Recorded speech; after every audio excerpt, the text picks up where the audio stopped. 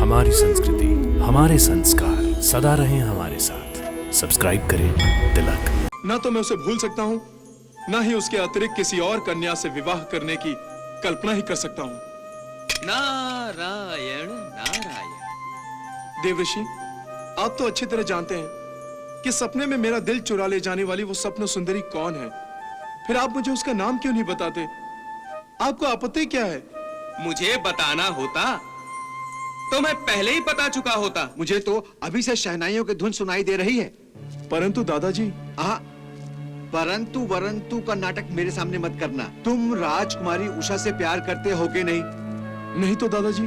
कमाल है, तुम राजकुमारी उषा के प्यार में इतने व्याकुल हो गए थे कि सारी सीमा रेखाओं को पार करके तुम शोणितपुर में घुस गए, और अब लाज के मारे मुझसे कह रहे हो कि तुम उसे प्यार नहीं करते। दादाजी। चुप, असुर राज बाणासुर। यदि हमारे पौत्र राजकुमार अनिरुद्ध के साथ तुम्हारी पुत्री राजकुमारी उषा के विवाह के प्रस्ताव को, संदेश को तुमने ठुकरा दिया तो इसके परिणाम अच्छे नहीं होंगे। राजकुमार अनिरुद्ध के साथ राजकुमारी उषा के विवाह में ही तुम्हारी और शोणितपुर की भलाई है। तुम्हारे उत्तर की प्रतीक्षा में तुम विवाह चाहते हो या युद्ध? बलराम जी, ये तो विवाह का प्रस्ताव नहीं है।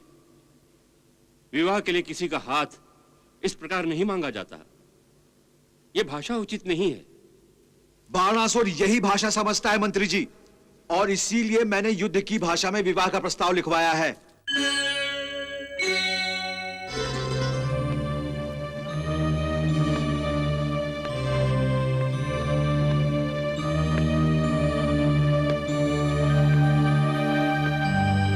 नारायण नारायण। प्रणाम देवर्षि। कल्याणमस्तु। अच्छा हुआ जो आप पधारे। मेरी इस परेशानी में आप ही मेरी सहायता कर सकते हैं। अब कैसी परेशानी वत्स? मैंने तो तुम्हें अपनी प्रेमिका तक पहुंचने के लिए किस रास्ते से जाना है उसके संकेत भी दे दिए थे। तुम अवश्य ही अपनी प्रेमिका से भेंट करके आए हो।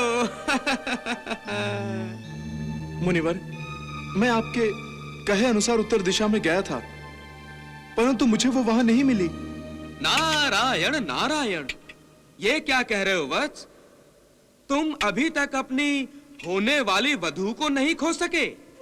यही तो समस्या है कि मैं अभी तक अपनी स्वप्न सुंदरी से नहीं मिल पाया हूं, और इधर पितामह मेरे लिए असुरराज बाणासुर की पुत्री का हाथ मांगने के लिए उन्हें पत्र लिख रहे हैं। नारायण नारायण, तो ये बात है वत्स। दाऊ भैया जब संकल्प कर लेते हैं तो श्री कृष्ण के अतिरिक्त उन्हें अपना निश्चय बदलने के लिए कोई विवश नहीं कर सकता। और मैं तो कदापि नहीं कर सकता। तो फिर तैयार हो जाओ। असुर राज बाणासुर की पुत्री राजकुमारी उषा से विवाह करने के लिए और अपनी स्वप्न सुंदरी को भूल जाने के लिए। नहीं मुनिवर, यह असंभव है। ना तो मैं उसे भूल सकता हूँ, ना ही उसके अतिरिक्त किसी और कन्या से विवाह करने की कल्पना ही कर सकता हूँ। नारायण नारायण। देवऋषि, आप तो अच्छी तरह जानते हैं कि सपने में मेरा दिल चुरा ले जाने वाली वो स्वप्न सुंदरी कौन है। फिर आप मुझे उसका नाम क्यों नहीं बताते? आपको आपत्ति क्या है? मुझे बताना होता तो मैं पहले ही बता चुका होता। मुनिवर, मैंने प्रयास तो बहुत किया था। कोई भी प्रयास जब तक पूरी तरह से ना किया जाए सफलता नहीं मिलती वत्स। परंतु अब मैं क्या करूं? विवाह कर लो। नहीं। राजकुमारी उषा तुम्हारी स्वप्न सुंदरी से कम नहीं है। चाहे वो उससे अधिक सुंदर हो, चाहे तमाम अप्सराओं का सौंदर्य क्यों ना उसमें एकत्रित हो गया हो, तब भी वो मुझे स्वीकार नहीं है। यदि वही तुम्हारे भाग्य में हो तो मैं अपना भाग्य बदल दूंगा। तो जाकर कह दो दाऊ भैया से कि तुम राजकुमारी उषा से विवाह करना ही नहीं चाहते। नहीं, मैं उनसे नहीं कह सकता। वो अपनी अवज्ञा पर क्रोध में फुफकारने लगेंगे। नारायण नारायण, प्रेम करते हो और अपने प्रेम की सुरक्षा भी नहीं कर सकते।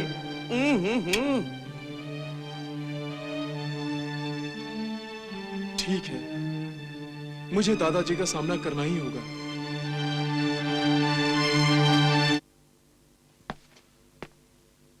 हाँ, तो मंत्री जी जरा पढ़कर सुनाइए, इसमें क्या लिखा है। जो आज्ञा। आदरणीय असुरराज, आदरणीय,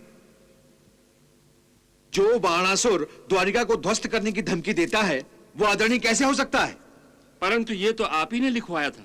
तो अब हम स्वयं कह रहे हैं आदरणीय मत लिखिए। तो इसे फेंक कर दूसरा पत्र लिखूं? हाँ हाँ फेंक।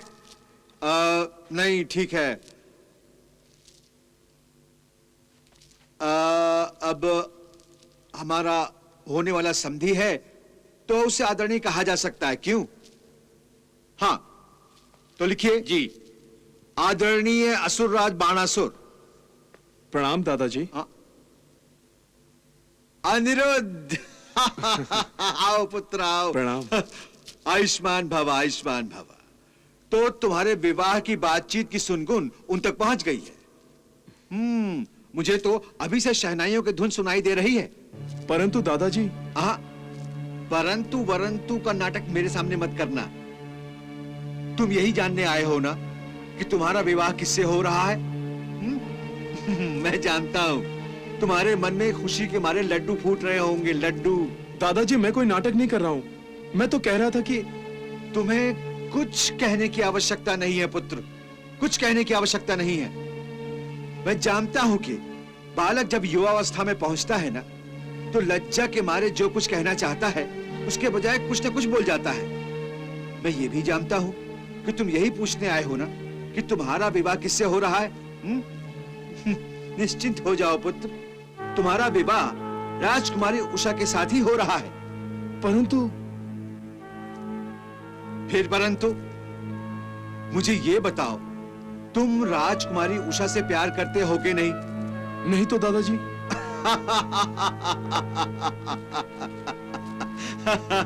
कमाल है, तुम राजकुमारी उषा के प्यार में इतने व्याकुल हो गए थे कि सारी सीमा रेखाओं को पार करके तुम शोणितपुर में घुस गए और अब लाज के मारे मुझसे कह रहे हो कि तुम उसे प्यार नहीं करते। दादाजी। चुप। मैं जो भी कर रहा हूं सोच समझ कर रहा हूं और तुम्हारी भलाई के लिए कर रहा हूं।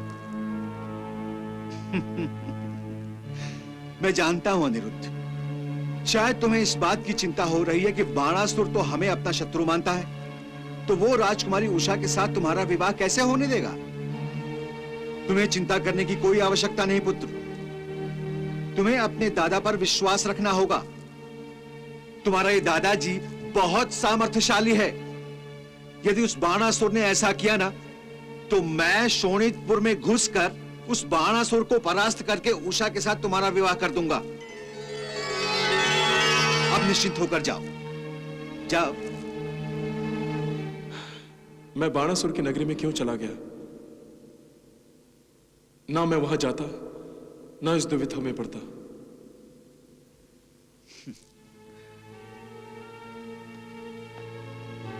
क्या हुआ अनिरुद्ध? कुछ नहीं। तो जाओ, निश्चिंत होकर जाओ। प्रणाम।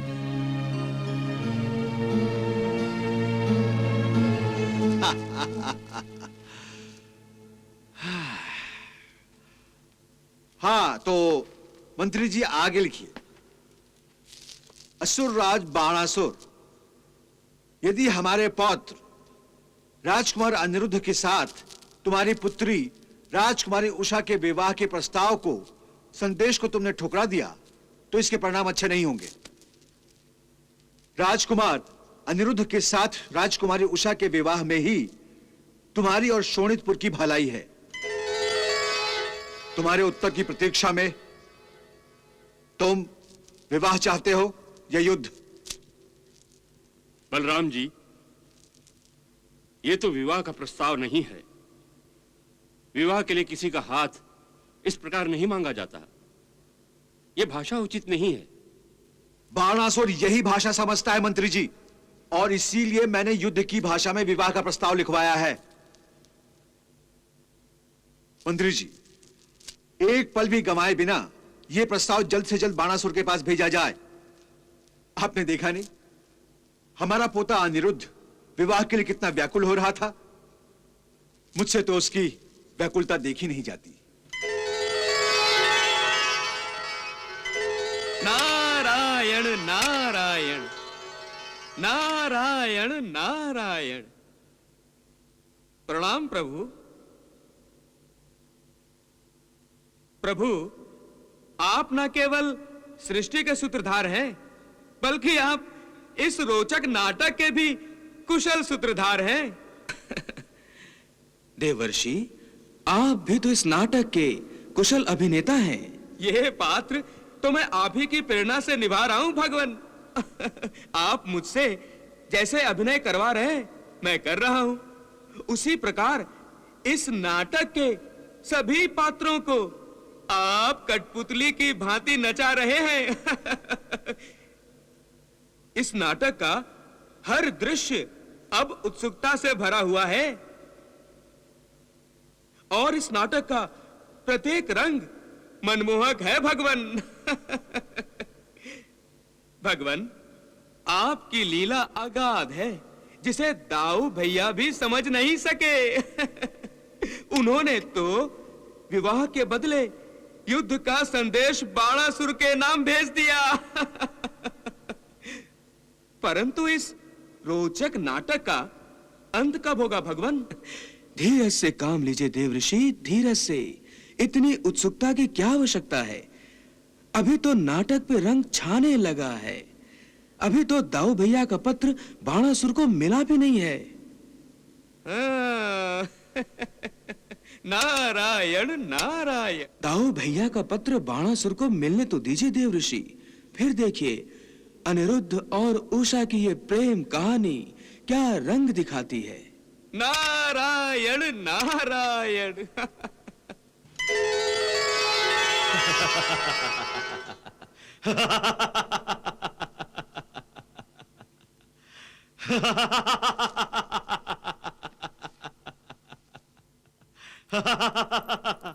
क्या हुआ महाराज?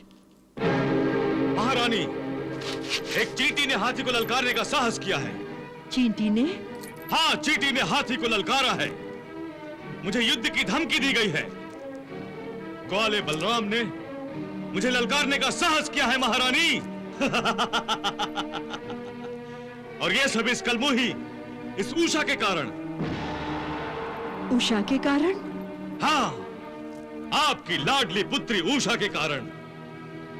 ना तो ये शत्रु पुत्र को अपने घर में आने का निमंत्रण देती और ना मुझे ये दिन देखना पड़ता। परंतु पिताश्री। मुंह बंद रख अपना निर्लज्ज। तूने मुझे अपने शत्रुओं के सामने लज्जित किया है, मेरी गरिमा को मिट्टी में मिलाया है। मैं जो शिव जी के आशीर्वाद से अपराजय हूं, जिसके नाम मात्र से बड़े बड़े सुरमाओं की धज्जियां उड़ जाती है, उसे एक तुच्छ ग्वाला धमकी देने का साहस कर रहा है। सुनो महारानी वृंदा, तुम भी सुनो कि ग्वाला बलराम ने शादी के प्रस्ताव के साथ मुझे कैसी धमकियां दी है। कहता है कि उषा के साथ अनिरुद्ध का विवाह करने में मेरी और मेरी शोणितपुर नगरी की भलाई है। हाँ! धिक्कार है मुझे अपने जीवन पर, जो आज ये छोटे और तुच्छ मेरी आंखों से आंखें लड़ाने का साहस कर रहे हैं, केवल इसलिए कि तुम उषा मेरे शत्रु से आंखें लड़ाने का साहस कर रही हो। ये सच नहीं है पिताश्री। तुम झूठ बोल रही हो उषा। नहीं पिताश्री। अच्छा, क्या ये सच नहीं कि तुम अनिरुद्ध से प्रेम करती हो? बोलती क्यों नहीं? तुम्हारा मौन और तुम्हारी चुप्पी मेरे सारे प्रश्नों का स्पष्ट उत्तर दे रही है उषा, कि तुम अनिरुद्ध के प्रेम के भ्रम में अपने पिता के शत्रु से मिल गई हो। तुमने अपने पिता के साथ विश्वासघात किया है। नहीं पिताश्री। तुमने अपने पिता का अपमान किया है उषा। नहीं पिताश्री। तुमने असुर जाति के माथे पे कलंक का टीका लगा दिया है उषा। नहीं पिताश्री नहीं। उषा, ना जाने तुम मेरे किस अनजाने पाप का दंड हो। किस अनजाने पाप का दंड हो तुम उषा? क्यों आप एक निर्दोष को दोष दे रहे हैं स्वामी? अगर ये दोषी नहीं है तो आप दोषी हैं महारानी। मैं? हाँ, आप भी दोषी हैं। इसलिए कि आपने अपने दूध में असुर संस्कारों को मिलाकर इस कुपुत्री को नहीं पिलाया। बस कीजिए महाराज, बस कीजिए। अपनी जीवा से ऐसा जहर हमारे कानों में मत उड़ेलिए जिसके प्रभाव से हमारे हृदय की धड़कनें ही बंद हो जाएं। हृदय की धड़कन बंद पड़ती है तो पड़ जाए, परंतु मैं अपनी प्रतिष्ठा और मान सम्मान पर सबको भेंट चढ़ा सकता हूँ, सबको, अपने आप को भी महारानी। भगवान के लिए ऐसी शुभ बातें मत कीजिए स्वामी। अंकुश लगा दीजिए अपनी शत्रुता पर, समाप्त कर दीजिए ये दुश्मनी। हम आपसे विनती करते हैं महाराज। अवश्य, अवश्य महारानी, मैं अवश्य अपनी शत्रुता के खेल का अंत करूंगा, परंतु विवाह मंडप में नहीं, रणभूमि में। जब मेरी तलवार अनिरुद्ध, बलराम और कृष्ण के रक्त से स्नान करेगी, तब मेरी शत्रुता का अंत होगा। तब ना मेरा कोई शत्रु बचेगा और ना ही शत्रुता शेष रहेगी।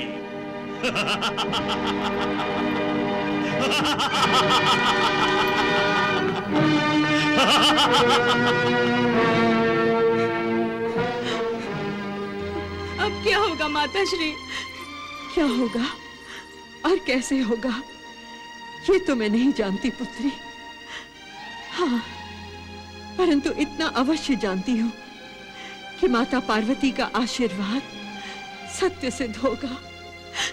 हाँ पुत्री, सत्य सिद्ध होगा।